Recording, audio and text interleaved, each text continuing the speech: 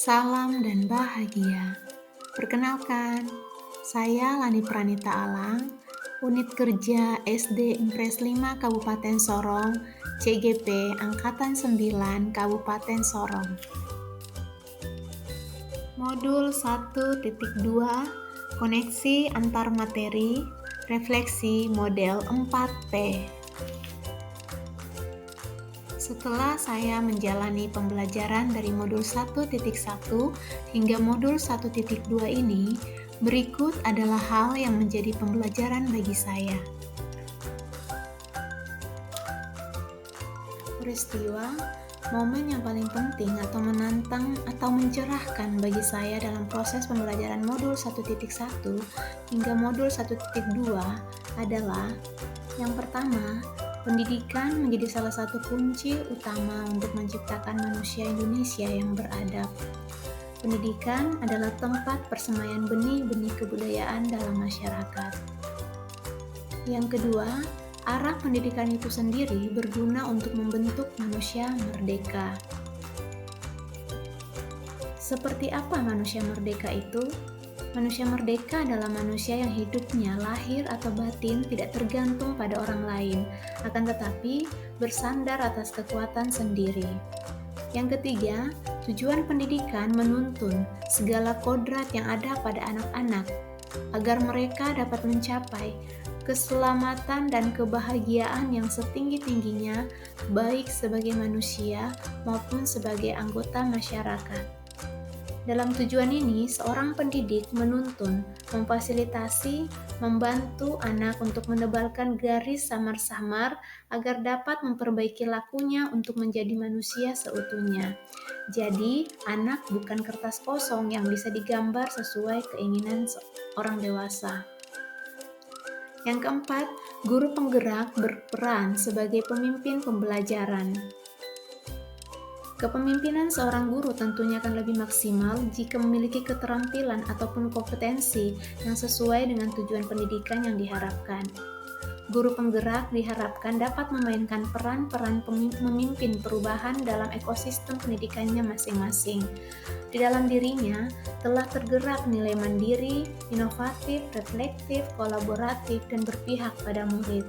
Hal ini mempengaruhi dirinya dalam mengambil keputusan yang beretika dan bertanggung jawab sehingga mampu memahami perubahan, berpikir aset dan sistematis, serta memahami keselarasan atau koherensi.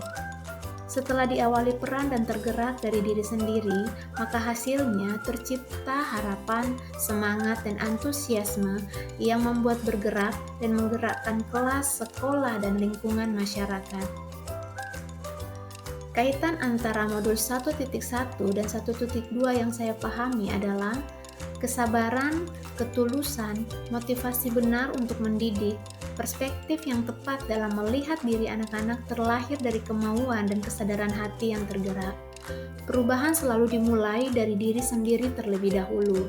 Setelah itu, baru bisa memulai perubahan keluar, yakni bergerak dan menggerakkan kelas, sekolah, lingkungan, masyarakat.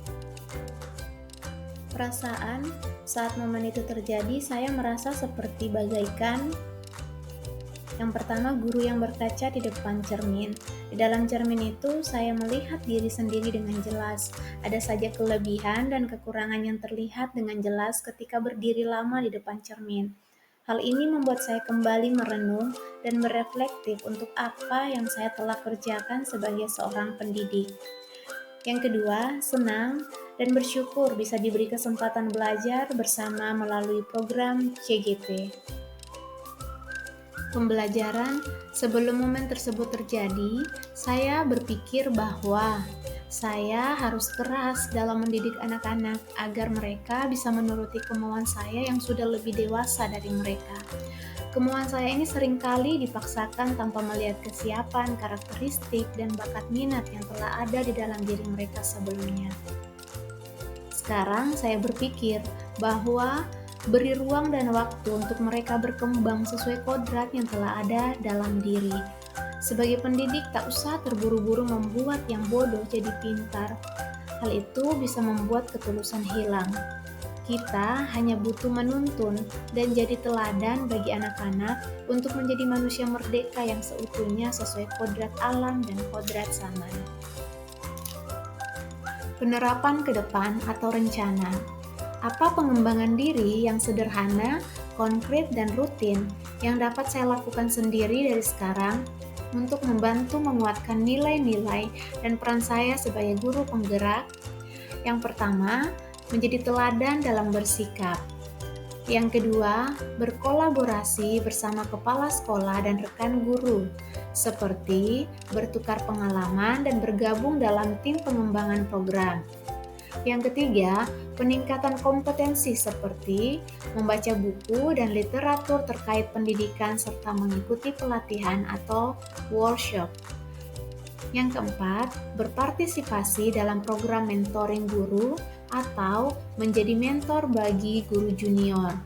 Yang kelima, menggunakan teknologi dengan bijak, seperti mengintegrasikan teknologi dalam pengajaran secara efektif dan berfokus pada tujuan pembelajaran. Yang keenam, evaluasi diri dan berpikir reflektif. Demikianlah pemaparan dari saya.